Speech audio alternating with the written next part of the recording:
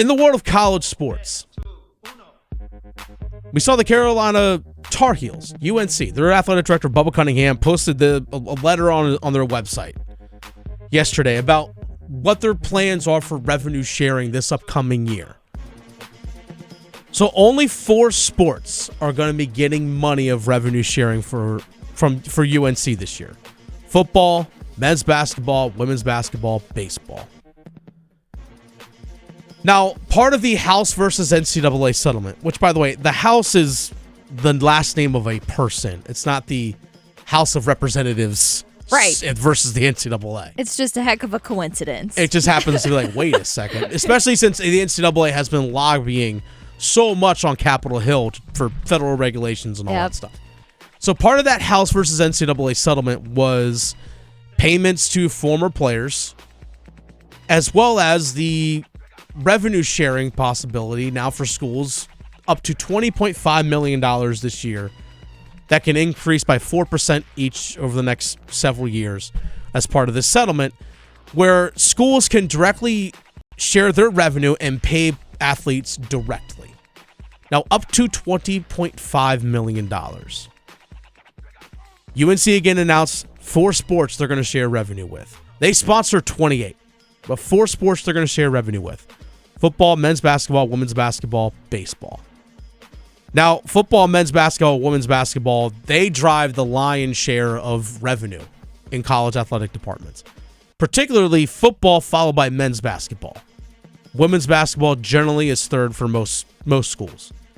Then baseball, for a lot of schools, can generate at least some amount of revenue. Now, based off what we saw with Bill Belichick's contract that was released out to the public, that football at North Carolina will be getting $13 million in revenue to share. That's about 63% of that $20.5 million. So that leaves $7.5 million for everyone else. Now, the question is $5 million of that going to basketball? Is $5.5? If women's basketball is going to get, let's say, roughly around 5% of this $20.5 million, well, you're looking at about $1 million or so. Now, does like another $1 million go to baseball, or is it $750,000? Is it $500,000? Again, I don't know the percentages of that specifically for those other sports, but we did see, again, based off Bill Belichick's contract, $13 million in revenue sharing.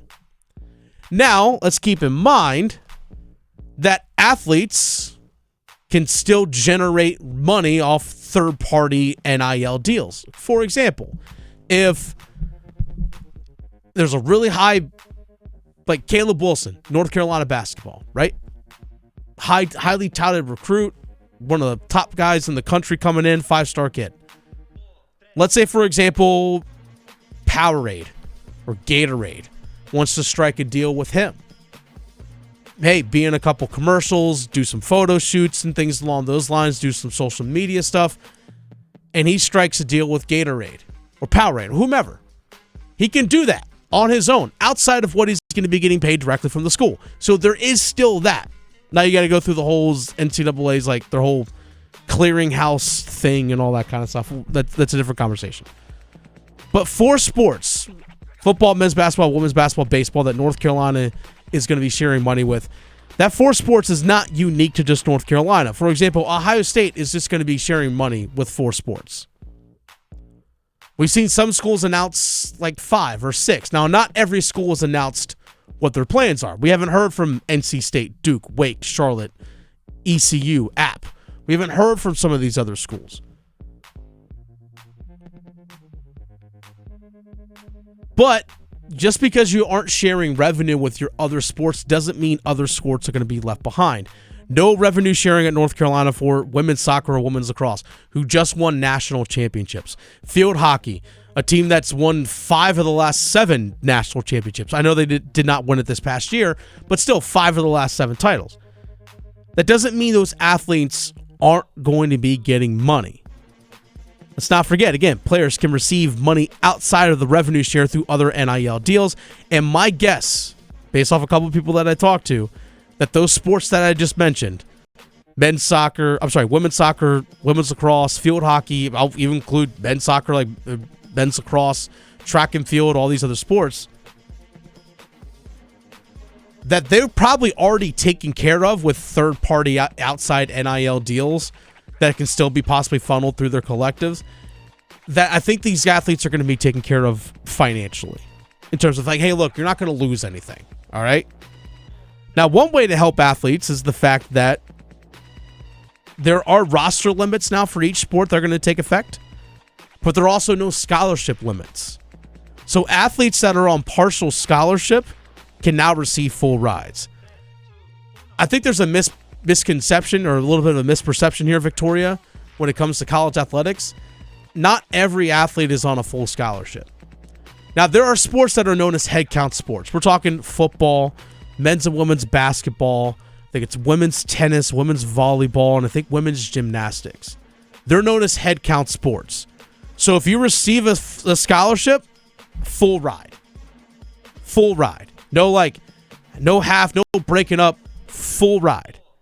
Now, other sports like lacrosse, field hockey, baseball, softball, track and field, swimming, they're known as equivalency sports.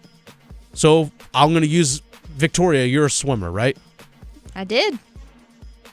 You could have, if you swam at, name the school. I know you went to UNCG as well as, I think you went to App as well, yeah, right? Yeah, App didn't have a swimming program. Let's say they did. Mm-hmm. Let's say, hey, Victoria, for you to come swim here at App State, we can give you a 50% scholarship. Mm-hmm. So half your school, and we'll see, throw your room and board included. Now, you're on the hook for the other half, but hey, to go swim, that's good, right? For some people. For some, depending on the sport, like again, I played lacrosse in college, so it could be like, hey, we're going to offer you a 25%. Or hey, we'll give you 25% scholarship, along with we'll cover the cost of your books as well. So those are kinds of things that now with this new settlement, you can just get full rides. Yeah. So if I'm an athlete that is maybe on a partial scholarship and I got a little bit of NIL money, well, I might be funneling that into just paying my tuition. Well, now if my tuition and everything is covered, okay, well, that helps me tremendously. Mm-hmm. Now, North Carolina did announce that their total number of scholarships is jumping from 338 to 532. That's a big It's a massive leap. Yeah, it's a massive, double. nearly 200. Yeah. Now, they're still sponsoring 28 sports. Now, because of roster limits, the roster sizes won't be as large, but you're still going to have more people under scholarship. I coached lacrosse, played lacrosse. You have roughly on a men's lacrosse roster, 40 to 50 guys. Roughly around 45 is around the number.